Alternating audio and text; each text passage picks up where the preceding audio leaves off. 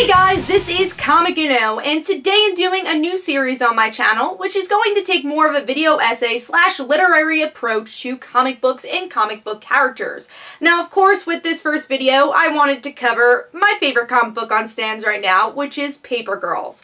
So, Paper Girls, when it was first announced, what was so cool and refreshing is that we didn't know anything about the series after its announcement at Image Expo in 2015. And Image Expo is pretty much like their Comic-Con to announce the slate of what's coming up for their lineup. And with Paper Girls, all we knew is that it was about 4 girls on a weird Halloween night.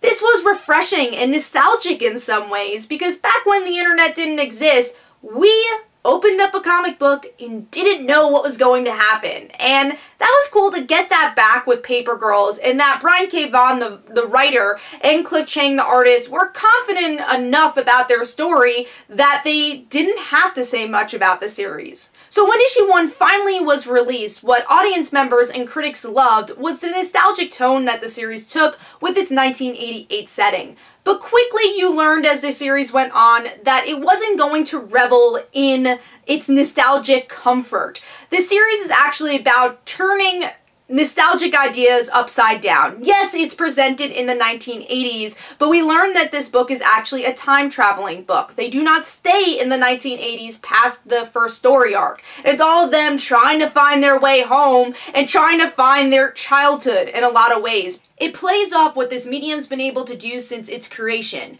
using fantastical storytelling to represent real themes and real ideas in our society. Like with the X-Men using mutants as a symbol of the minority, and Superman being the symbol of the immigrant. Paper Girls is able to use time travel to create a bigger commentary on things we can all relate to, like technology and religion, and just trying to figure out who you are as a person. Just like Brian K. Vaughan's other books, Paper Girls has a very creative world with monsters and time travel, but all this is just beautiful decoration for the true story, which is about the girls' relationship with each other, but most importantly, their relationship with themselves. So I feel like the only way to really look into this book is to dig deeper into these characters. So our main characters for this book is Erin, Tiffany, KJ, and Mac. Now I'm going to start out with Erin because she is our point of view character. She's the new girl. That's what the other Paper Girls call her for a while in this book, because her first night as a Paper Girl was that Halloween night in that first issue of our series. And Erin is a really cool character, and where we really get to learn more about her is with the second arc. Now, the first time the book time travels is to our time, or at least when it was published our time, which was 2016, and Erin gets to meet her future self.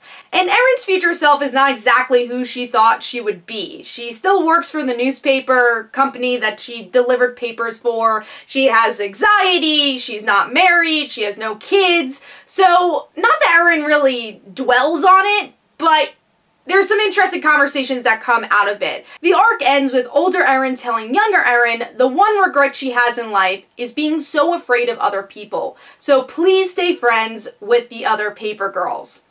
And that's the moment where Erin truly embraces the other Paper Girls as her friends. Because before that, she would always just say, hey, I just met these girls, we're not really friends.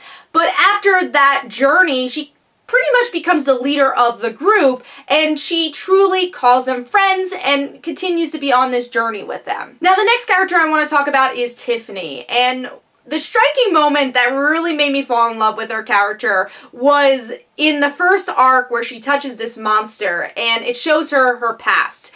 And all that she did in her past was play video games and try to reach the next level. And Tiffany is so disappointed by this. She says, how did I waste my whole life just playing video games all the time? Tiffany gets her most development in the most recent arc, which is the 4th story arc, where she meets her future self in Y2K, so in the year 2000, and she meets her husband, Chris, who's this goth guy with this white, pale makeup that he has on his face, and then we find out that Tiffany went to NYU and majors in business. And Tiffany's a bit disappointed with this. She says, well, that sounds boring. I wanted to be an inventor. I wanted to be an engineer. And it kind of proves the point of what your parents used to tell you, that you're influenced by the people you hang out with. And Tiffany is disappointed who she hangs out with, and she also questions why she's not connected to the other paper girls.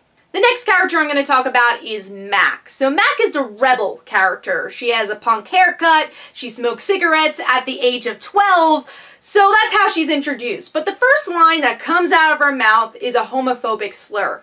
And this continues as the arc goes on, and we later find out through KJ's journey that Mac is going to kiss KJ, and KJ is going to kiss Mac. So we find out exactly why she's saying these homophobic slurs. Another thing that Mac learns about herself is that Erin and Tiffany get to meet their future selves, but Mac, 4 years later, gets leukemia.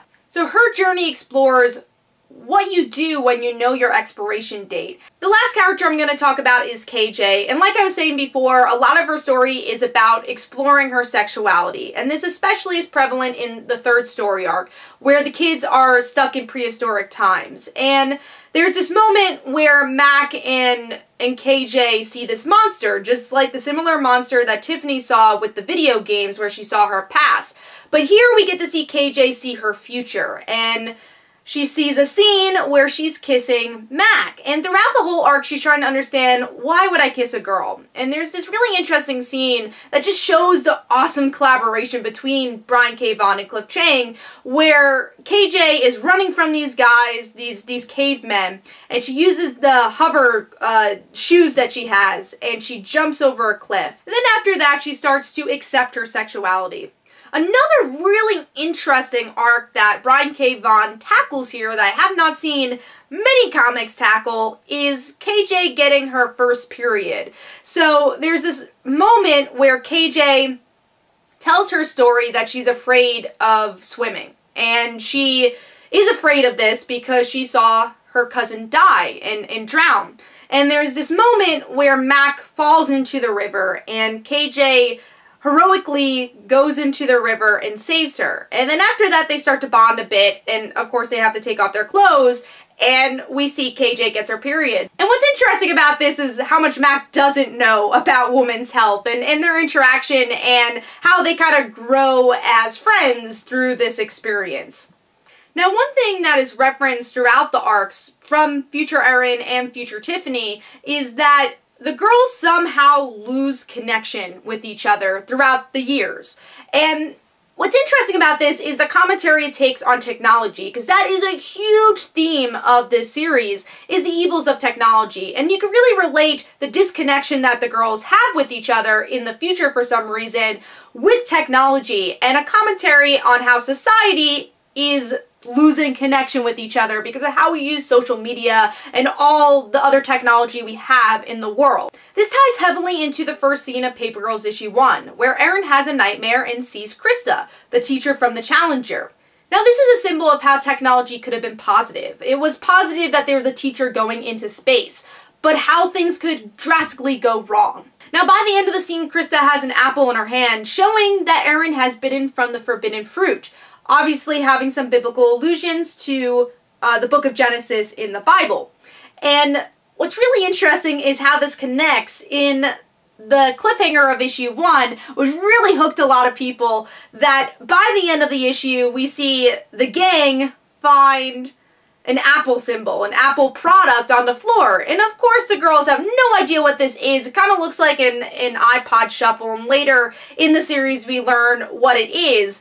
But it shows how it connects the Apple product to the forbidden fruit in the Bible, showing that there is positivity to having this Apple product, to having knowledge at the tip of your fingertips.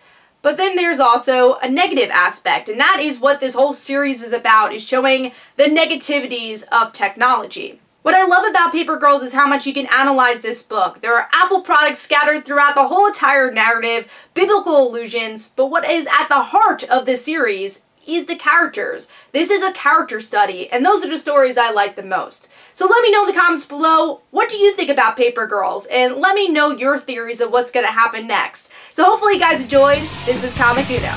Bye.